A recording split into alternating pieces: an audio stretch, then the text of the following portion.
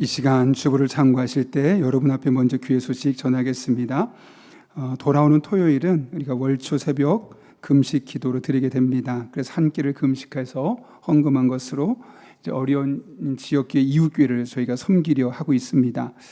아울러 4월부터는 우리가 월초 새벽 금식 기도를 드리지 않고 한 달의 첫 주 금요일 날을 좀 충분히 기도하자는 마음에 금요 드림, 하나님께 드린다는, 또 영어로 드림 해서 꿈꾼다, 그래서 우리의 앞날을 꿈꾸고 하나님께 우리의 시간을 드린다는 그런 마음으로 매월 첫째 주 금요일을 우리가 함께 저녁에 모여서 기도하려 합니다. 그리고 그 다음날 새벽 기도는 없고, 그래서 금요일 날 저녁에 함께 모여서 기도하는 시간 가지려 하니 우리 이번 주는 토요일입니다. 잘 기억하시고 그렇게 함께 기도해 주시면 되겠습니다. 상반기 블레싱 데이를 맞아서 기도하는 주간입니다. 한 영혼을 마음에 품고 또 하나님의 마음을 가지고 그 영혼의 구원을 위해서 나아가는 것이 얼마나 귀한 일인지 모릅니다. 꼭 우리가 적어도 두 사람을 작정하고 기도하고 또 그들을 초청할 수 있었으면 합니다. 내일은 경기도의 여전도의 동부 용인 지구회가 있습니다. 11시에 우리 본당에서 있고요. 어울림 아파트에서는 9시 30분에 출발하게 됩니다. 예배 특송 및 안내를 위해서 10시에 교인 우리 모여주시기를 부탁드립니다. 오이코스 리더 전체 모임이 3월 7일 토요일 오전 10시 30분에 있습니다.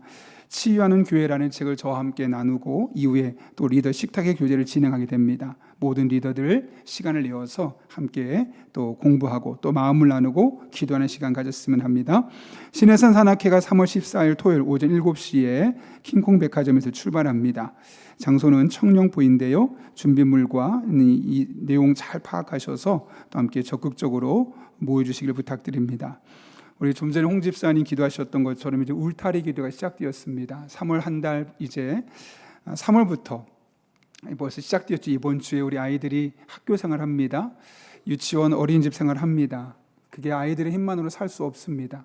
우리의 기도로 뒤에서 지지해 줄 때 하나님께서 역사하시면 아이들의 삶의 현장이 하나님이 동행하는 자리가 되니 같은 마음으로 기도해 주시기를 부탁드립니다.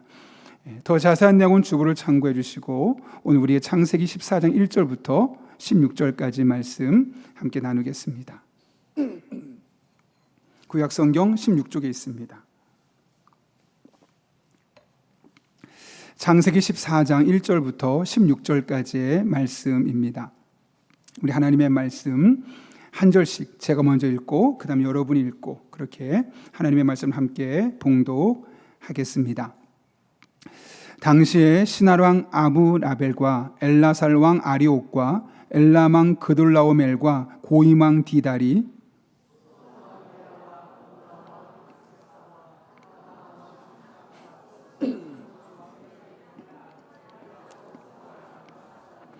이들이 다 시딤 골짜기 곧 지금의 염해에 모였더라.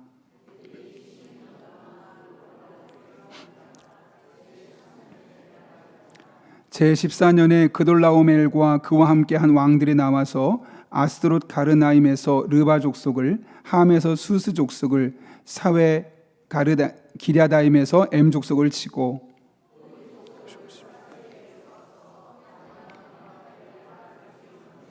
그들이 돌이켜 엔미스밧 곧 가데스에 이르러 아말렉 족속의 온 땅과 하사손 다말에 사는 아모리 족속을 친지라.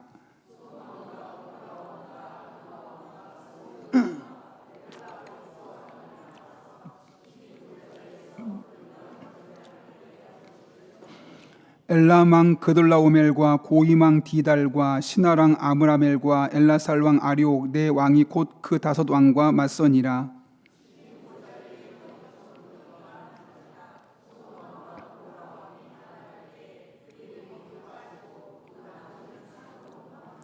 네 왕이 소돔과 고모라의 모든 재물과 양식을 빼앗아 가고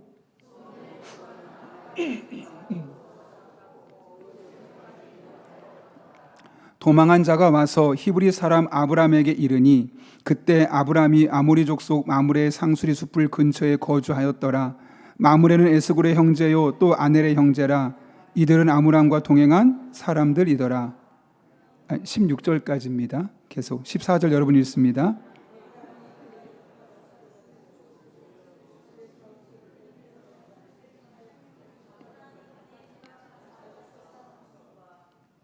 갑자기 왜 그렇게 된 걸까요? 제가 15절을 읽습니다. 그와 그의 가신들이 나뉘어 밤에 그들을 쳐부수고 다메섹 왼편 호박까지 쫓아가 모든 빼앗겼던 재물과 자기의 조카 롯과 그의 재물과 또 부녀와 친척을 다 찾아왔더라. 아멘. 제가 기도하고 말씀 나누겠습니다. 거룩하신 아버지 하나님, 하나님의 말씀을 듣는 시간입니다. 피곤한 몸, 마음을 평안하게 해주시옵고 선포된 말씀이 내게 주신 말씀으로 들려지게 하시며 하나님 안에서 우리들의 삶 가운데 이 말씀이 힘과 능력과 지혜가 되는 복된 시간 되게 하여 주옵소서. 예수님의 이름으로 기도하옵나이다. 아멘. 사는 게 전쟁이라는 말을 아마 종종 들어보실 겁니다. 잘 아시는 것처럼 이 단어는 진짜 싸우고 받고 하는 그런 전쟁도 있겠지만 사실 우리가 인생 전체에서 겪는 다양한 갈등 상황들을 이르는 말입니다. 그래서 종종 보면 스포츠 경기에서도 전쟁 같이 우리가 싸워보자라고 말하고 기업 간의 경쟁 관계에서도 우리가 함께 전쟁을 치르듯 승리하자 그렇게 다부진 마음을 갖고 상대방을 이기겠다는 마음을 적극적으로 표현할 때 우리는 전쟁이라는 단어를 사용합니다. 이렇게 우리는 총만 안 쓸 뿐 다양한 삶의 영역에서 정말 치열하게 경쟁하며 전쟁하듯 살아가고 있습니다. 중요한 것은 우리가 왜 이렇게 살아야만 하는 걸까 하는 겁니다. 꼭 굳이 그렇게만 살아야겠습니까? 매일매일 이렇게 치열한 전쟁터에 있는 것처럼 매일 우리 한순간도 쉬지 못하고 마치 싸움을 걸듯 그런 인생을 살아야 되는 것일까? 왜 우리는 그런 인생을 살아야 되는 것일까? 혹시 그런 생각 해본 적 없으십니까?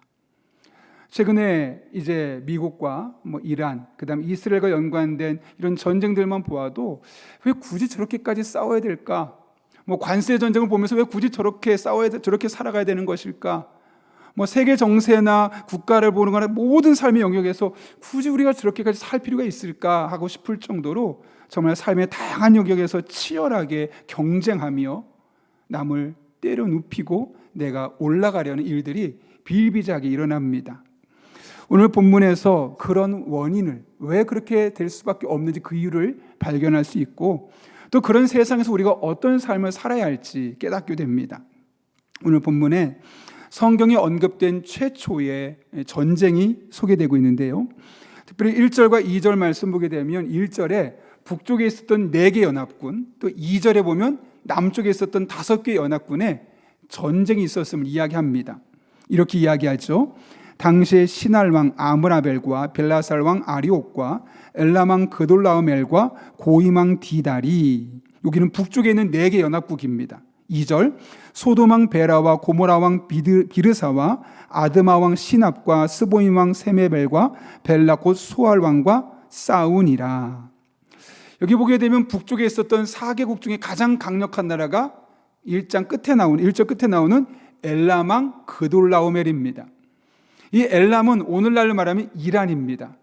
여러분 지금 이란에서 이 전쟁하는 모습 보면 이란이 모든 나라에 미사일을 쏴도 다른 나라 꼼짝 못하지 않습니까? 그럴 정도로 가장 강력한 나라가 그 당시에도 이란이었고 사실 지금도 이란이 그 중동 중에서 가장 강력한 나라입니다. 이렇게 엘람을 중심으로 했던 4개 연합군은 2절에 있는 이 5개 연합국에게 조공을 받고 있었죠. 더 강력한 나라 4개국이 5개 나라들에게 조공을 받아가면서 살아가고 있었습니다. 그런데 그들이 왜 싸우게 되었느냐? 오늘 보면 4절은 이렇게 이야기합니다. 같이 여러분 읽겠습니다. 시작. 이들이 12년 동안 그돌라오멜을 섬기다가 제13년에 배반한지라. 그러니까 12년 동안 꼬박꼬박 조공을 바쳤는데 갑자기 그들이 변심했습니다. 그 원인을 본문에서 이야기하고 있지 않기 때문에 굳이 우리가 밝힐 필요는 없지만 어찌되었든 13년에 되는 시점에 우리가 저들을 반역하자 하고 반역을 하게 되었던 거죠. 따라서 오늘 본문은 사실 싸웠다, 전쟁이 일어났다고 말하지만 엄밀히 말하면 반란군을 제압하는 그런 반란군 진압작전 같은 겁니다. 결국 강력한 힘을 갖고 있었던 북쪽에 있었던 4개국이 반란을 일으켰던 5개국, 남쪽에 있었던 이 5개국을 반란을 진압하게 되죠. 그 결과가 11절과 12절에 기록됐는데 오늘 본문이 그 안에 강조되고 있는 것이 있습니다. 같이 읽겠습니다. 시작. 내 왕이 소돔과 고모라의 모든 재물과 양식을 빼앗아가고 그 재물까지 노력하여 갔더라. 아멘. 여기 보게 되면 이 4개국은 이 5개국의 반란을 진압하는 것을 끝나지 않았습니다. 어떻게 했냐면 그들의 모든 재물과 양식을 빼앗아 갔다고 합니다. 다른 이야기를 하지 않습니다. 그들을 싸워서 왕들을 어떻게 죽였고 그들의 권력을 어떻게 분화했고 이런 얘기 나오지 않습니다. 딱 하나 강조하는 게 뭐냐면 소돔과 고모라의 재물과 양식을 빼앗아 갔다. 지금 초점이 여기 있음을 이야기하고 있는 겁니다. 그들이 굳이 반란군을 제압하고 끝까지 그들을 정복했던 이유는 그들의 재물과 양식에 목적이 있었기 때문이라는 것이죠. 12절에서 아브라함의 조카 롯을 잡아간 이유도 마찬가지입니다. 오늘 보면 뭐라고 말합니까? 아브라함의 조카 롯도 사로잡고 그 재물까지 노력하여 갔더라. 사실 롯은 이 전쟁과 전혀 상관없는 사람들입니다. 그런데 왜 롯을 잡아갔죠? 그의 재물이 탐났기 때문입니다. 아브라함과 함께 살 수 없을 만큼 많은 재물을 축적하고 있었던 이 롯의 재물을 보고 탐이 났기 때문에 그들과 전혀 상관없던 롯과 그의 재물까지 다 빼앗아갔다고 노력해갔다고 이야기하고 있습니다.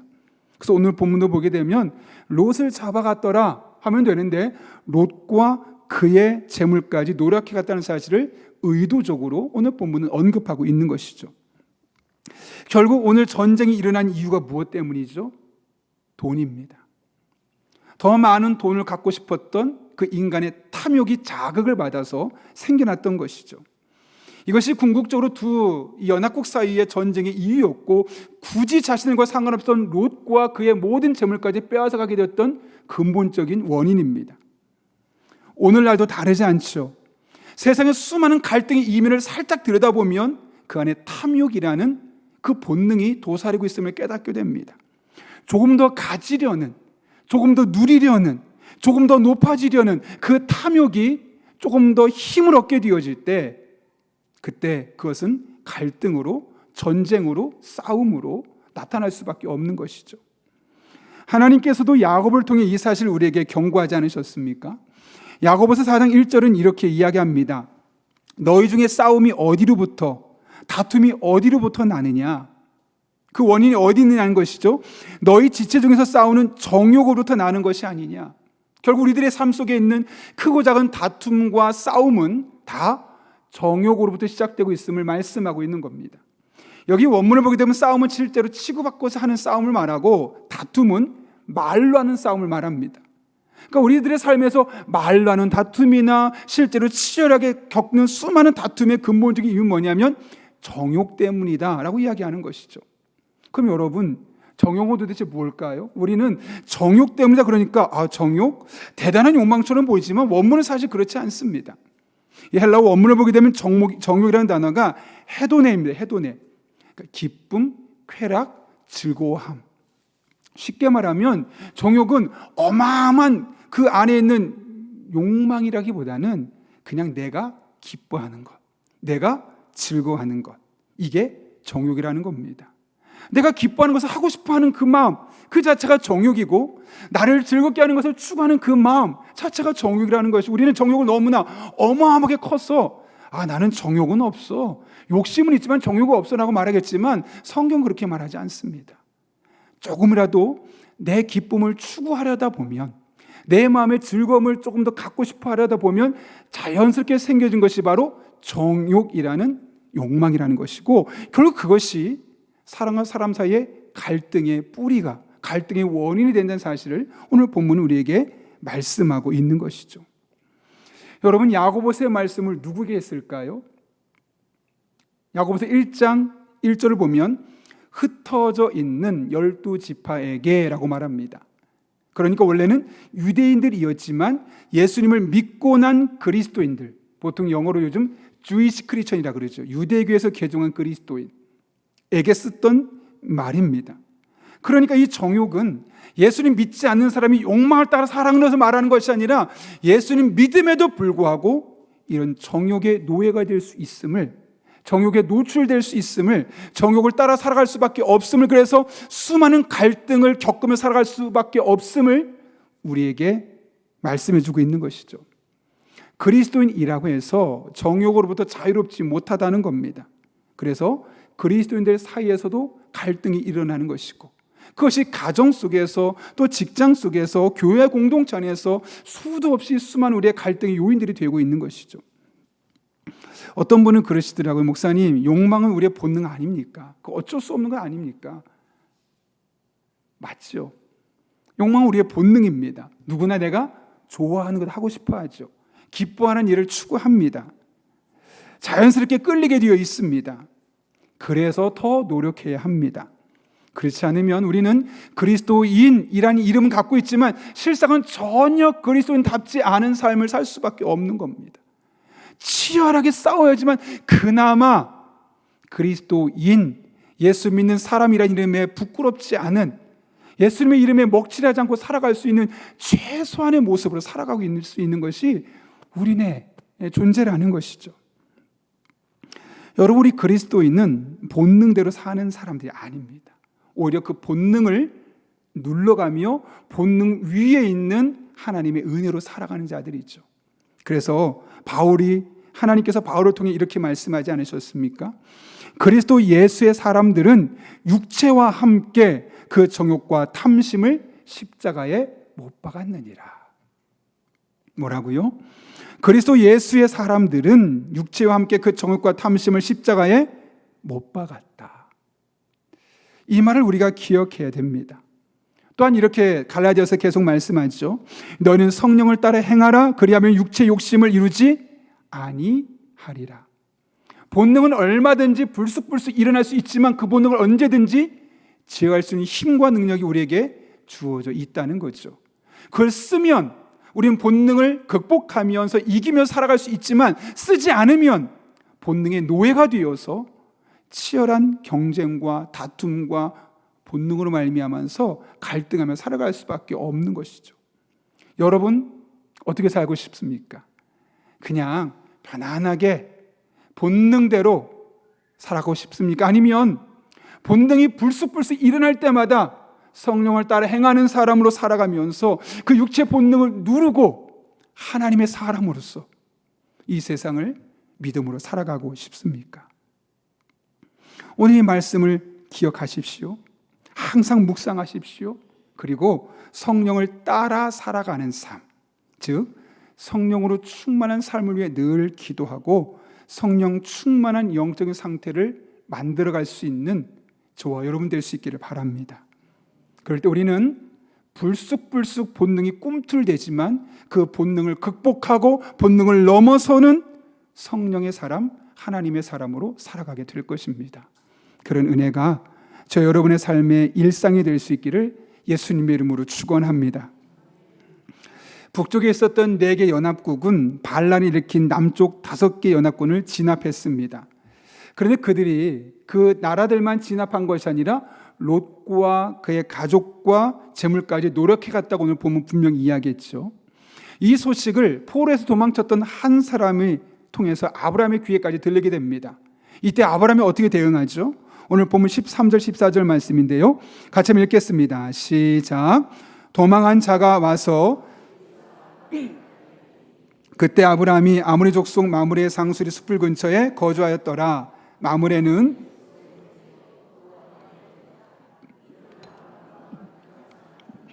아브라함이 그의 조카가 사로잡혔음을 듣고 집에서 길르고 훈련된 자 318명을 거느리고 단까지 쫓아가서, 아브라함이 어떻게 했냐면 그 위에 있었던 4개국의 연합국을 쫓아갔다고 합니다.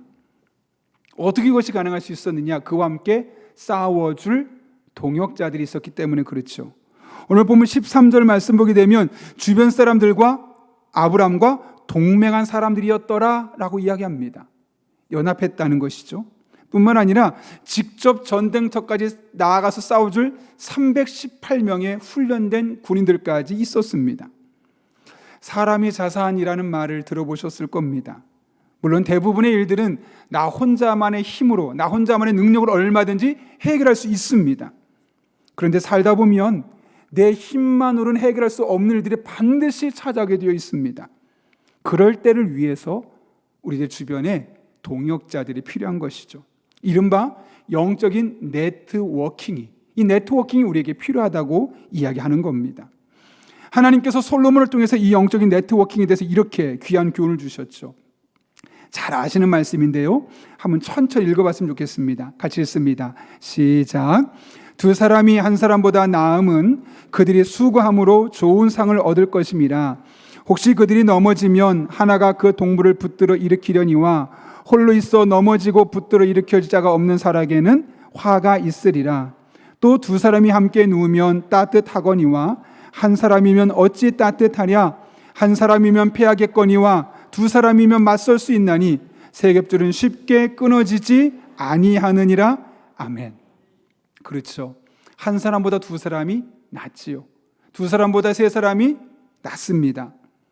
여러분, 교회만 다니지 마십시오. 같은 교회 다닌다고 모든 사람이 다 나의 동역자가 되는 것은 아닙니다. 두 겹줄, 세 겹줄처럼 서로 얽히고 설키고 묶여야지만, 그래야지만 셋이 하나가 될 수 있고 열이 하나가 될 수 있고, 그때 진정한 힘을, 이 공동체의 힘을, 동역자의 힘을 누릴 수 있는 겁니다.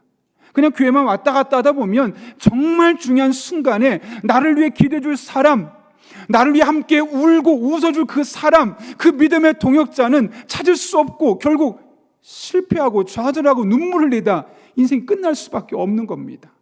그런데 조금 버겁겠지만 한 겹줄이 두 겹줄이 되고 두 겹줄이 세 겹줄이 되고 얽히고 설키고 그런 다양한 만남 과정을 통해 우리는 결국 정말 힘들 때 나를 위해 대신 울어줄 수 있고 웃어줄 수 있고 나를 위해 기도줄 수 있고 나를 얼마든지 품어줄 수 있는 그런 믿음의 동역자들을 만나게 되는 것이죠.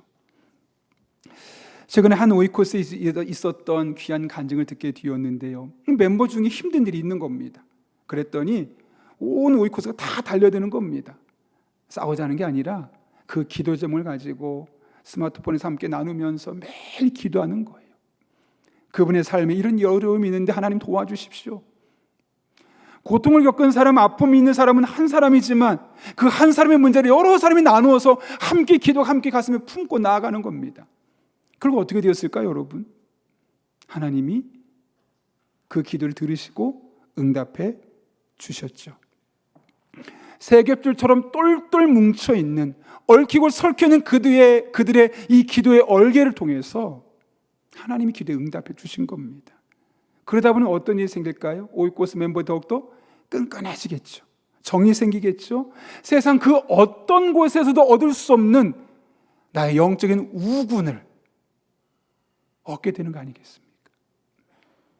하나님께서 우리에게 공동체를 주신 이유가 바로 여기에 있습니다. 평상시에는 그 가치를 모를 수 있습니다. 왜요? 똑같거든요. 별 문제 없거든요. 그런데 정말 중요할 때, 내 힘으로 노력하고 안 될 때, 나 스스로 일어나서 기도할 수 없을 때, 믿음까지 포기하고 싶을 때, 하나님의 존재에 대해서 회의감까지 들 때, 바로 그때 나를 위해 함께 기도해 줄 그 한 사람, 하나님이 그 사람들을 통해서 역사하시는 겁니다. 나는 아무것도 안 돼요. 기도도 안 되고 예배도 드리기도 싫고 하나님 앞에 나오는 것 자체도 귀찮고 다 그만두고 싶은데 내 주변에 있는 그 한 사람 한 사람 통해 하나님이 역사하시는 겁니다. 그들이 함께 기도하고 그들이 함께 나를 격려해주고 함께 붙잡고 나가다 보면 그들 때문에 나도 기도하고 그들 때문에 하나님 찾고 그들 때문에 예배하고 결국 하나님 안에서 함께 그 은혜를 누리며 간증할 수 있게 되는 것이죠. 그게 교회입니다. 그래서 교회가 필요합니다. 여러분, 교회는 그냥 다니는 곳이 아니라 하나님께서 믿음의 동역자를 주시기 위해서 세워주신 그런 영적인 네트워크, 영적인 공동체입니다. 우리 교회 안에서 그런 만남, 그런 은혜를 많이 누리는 저 여러분 될 수 있기를 예수님의 이름으로 축복합니다. 아브라함이 그의 영적인 동역자들과 함께 롯을 구하게 나아갑니다. 어떻게 했냐? 오늘 15절 보면 이렇게 말합니다. 그와 그의 가신들이 나뉘어 밤에 그들을 쳐 부수고 다메섹 왼쪽 호박까지 쫓아갔다고 합니다. 그 소식을 듣자마자 달려간 겁니다. 당시 아브라함이 데리고 있었던 군인은 318명이죠.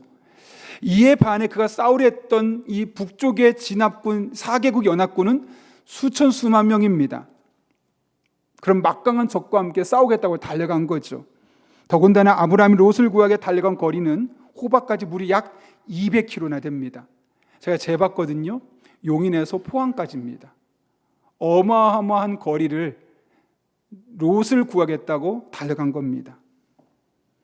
여러분, 그런데 잘 생각해 볼 것은 현 시점에서 아브라함에게서 이 조카 롯은 어떤 존재였습니까?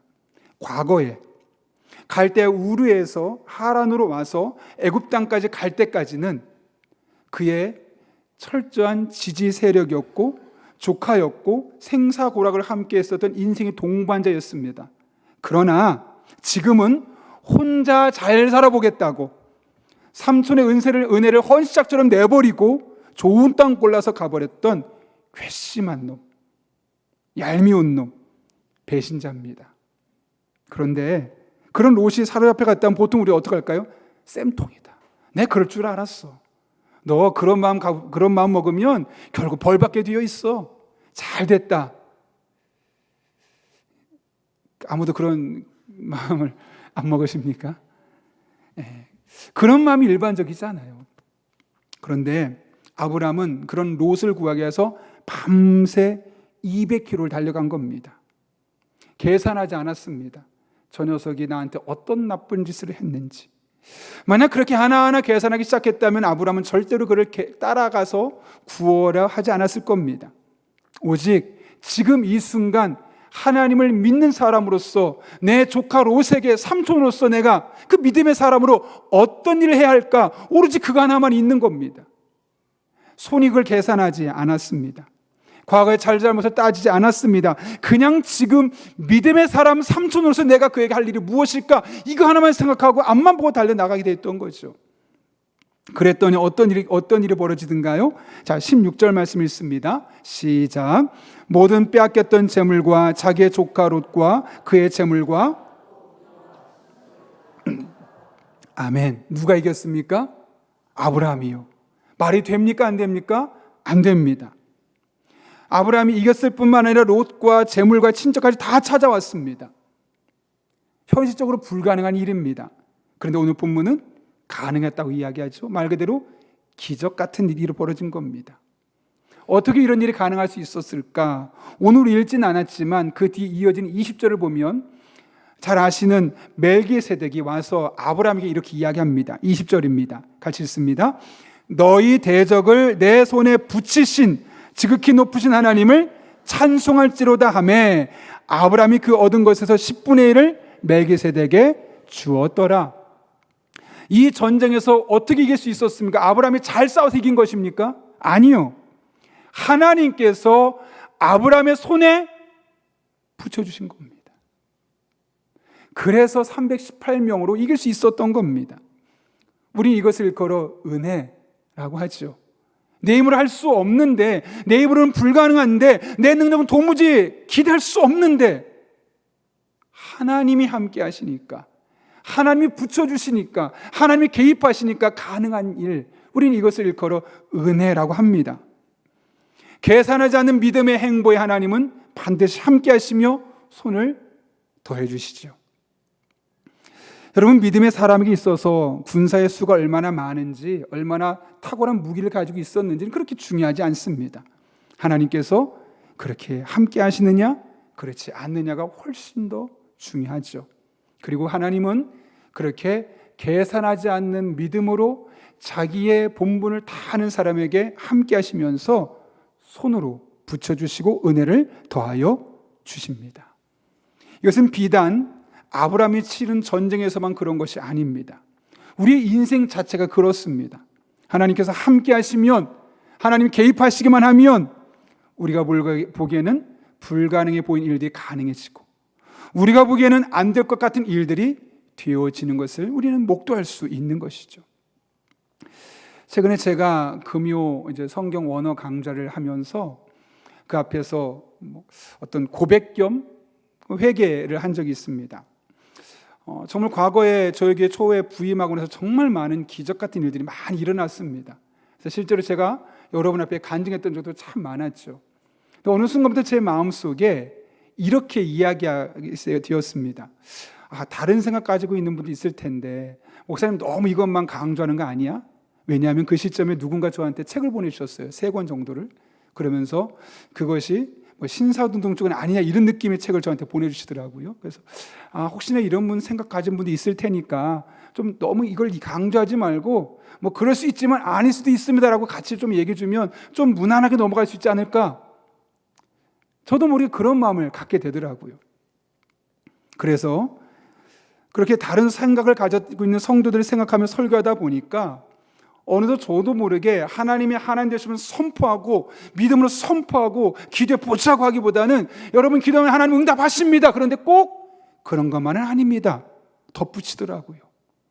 하나님 우리의 삶에 역사하십니다. 그런데 아닐 때도 있습니다. 라고 저도 모르게 꼭 단서를 붙이더라고요. 먼저 하나님의 하나님 되심을 선포하고 믿음을 가는 붙들고 나아가는 것도 너무너무 중요한데 꼭 그와 반대되는 상황을 이야기하고 있더라고요. 자꾸 사람들을 의식하면서 놀라운 것은 그때부터 어떤 능력도 나타나지 않더라고요. 최근에 제가 금요 원어 성경 공부를 준비하다 깨달았습니다. 내가 정말 하나님의 하나님 되심을 선포하고 믿음을 선포한 것이 아니라 어느 순간 사람들의 눈치를 보면서 나도 모르게 그 언어의 지배를 받고 있었구나. 그래서 회개 아닌 회개, 고백 아닌 고백을 제가 금요 성경 원어 강좌에서 이야기하고 다시 기대하며 기도하고 있습니다. 여러분 너무 계산하지 마십시오. 물론 하나님께서 우리에게 이성을 주셔서 철저히 계산하게 하셨을 겁니다. 그런데 모든 것이 계산한다고 계산한 대로 되는 것은 아닙니다. 하나님의 역사는 우리의 계산을 뛰어넘습니다. 우리의 능력을 뛰어넘습니다. 우리의 상식을 뛰어넘습니다. 그분이 역사하시면 얼마든지 우리의 상식을 넘어서서 우리의 경험치를 넘어서서 하나님의 능력만큼 나타날 수 있습니다. 계산하지 않는 믿음으로 내게 주어진 삶의 자리에서 믿음으로 사명 감당하면 하나님께서 함께 하시고 붙일 것은 붙여주시고 능력 주실 것은 능력 주시고 그 문제를 풀어가게 만들어 주실 것입니다. 이 하나님을 의지하고 믿음으로 살아감으로 우리들의 삶 속에 날마다 하나님이 하신 일들로 가득한 일상이 될 수 있기를 예수님의 이름으로 축원합니다. 우리 함께 이 시간 기도하고 하나님 앞에 찬양하겠습니다. 거룩하신 아버지 하나님, 오늘 하나님의 말씀 붙들고 기도하신 은혜 주심에 감사를 드립니다. 우리도 모르게 우리들의 기쁨, 나의 즐거움, 그 욕망을 추구하며 다투는 세상 속에서 정욕을 붙들고 살았습니다. 그러나 이제부터 그 모든 것을 이기며 살게 하여 주시고 믿음의 동역자와 함께 우리들의 삶의 어려움을 같이 풀어갈 수 있는 능력을 주시며 계산하지 않게 하시고 하나님 신뢰하며 주어진 사명 감당할 때 하나님께서 붙여주시고 함께 하시는 놀라운 은혜를 경험하게 하여 주옵소서. 예수님의 이름으로 기도합나이다. 아멘.